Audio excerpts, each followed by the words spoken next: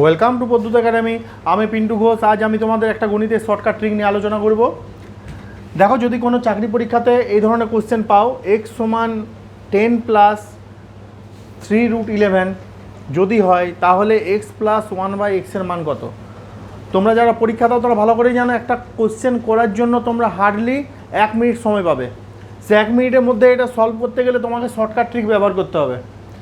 যদি এটা লেন্দি মেথডে করো, তাহলে সেক্ষেত্রে কী হবে, এক্সের ভ্যালু দেওয়া আছে, তারপর তোমাকে 1/x-এর ভ্যালু বের করতে হবে। 1/x-এর ভ্যালু বার করার পর তোমাকে করণীয় নিরসন করতে হবে, তারপর এক্স প্লাস 1/x-এর মান বার করতে হবে। যেটা করার জন্য তুমি যত স্পিডে করো মিনিমাম 3 থেকে 3.5 মিনিট সময় লাগবে। তাহলে আমি যেই তোমাদের শর্টকাট ট্রিকটা দেখাবো, সেই ট্রিকের মাধ্যমে তোমরা কিন্তু এইটা 10 সেকেন্ডের মধ্যে সমাধান করে নিতে পারবে। দেখো, এই ধরনের কোশ্চেন যখন দেওয়া থাকে, প্রথমে তুমি চেক করবে 10-এর স্কোয়ার আর এইদিকে যে সংখ্যাটা দেওয়া আছে 3√11 তার স্কোয়ার করলে কত হচ্ছে? 3 3 9, 9 11 99। এই দুজনের ডিফারেন্স, অর্থাৎ এইটার স্কোয়ার এবং এইটার স্কোয়ার, তাদের ডিফারেন্স যদি 1 চলে আসে, যদি এর স্কোয়ার এবং তার পরেরটার স্কোয়ারের ডিফারেন্স যদি 1 চলে আসে, সেই ক্ষেত্রে আমি যেই রুলটা বলছি সেই রুলটা অ্যাপ্লাই হবে।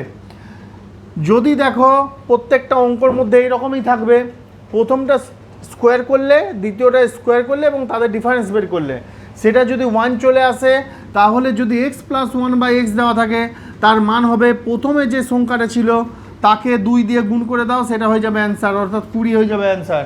আর যদি কোশ্চেনে তোমাদের দেওয়া থাকে x মাইনাস 1/x, তাহলে কী হবে, যেটা ছোট সংখ্যাটা আছে অর্থাৎ পরের সংখ্যাটা, সেইটাকে যদি আমি 2 দিয়ে গুণ করে দিই, কত বেরোবে? 6√11। এটা হয়ে যাবে আমাদের অ্যান্সার। তাহলে কি বললাম, যখন তোমাদের এইরকম এক্সের একটা ভ্যালু দেওয়া আছে আর তোমাকে এক্স প্লাস 1/x বের করতে বলেছে, তখন বড় সংখ্যাটা স্কোয়ার করলে, তারপর যেটা আমাদের ছোট সংখ্যা দেওয়া আছে তার স্কোয়ার করলে এবং তাদের মধ্যে ডিফারেন্স বের করলে, ডিফারেন্সটা যদি 1 চলে আসে, ম্যাক্সিমাম অঙ্কের ক্ষেত্রে দেখবে এটা আসবেই। যদি না আসে তাহলে তোমাকে লেন্দু মেথডে করা ছাড়া কোনো অপশান নেই। কিন্তু চাকরি পরীক্ষা যেগুলো দেওয়া থাকে সেক্ষেত্রে কিন্তু এইসব ট্রিকগুলো ব্যবহার করার জন্য এরকম দেওয়া থাকে, ঠিক আছে?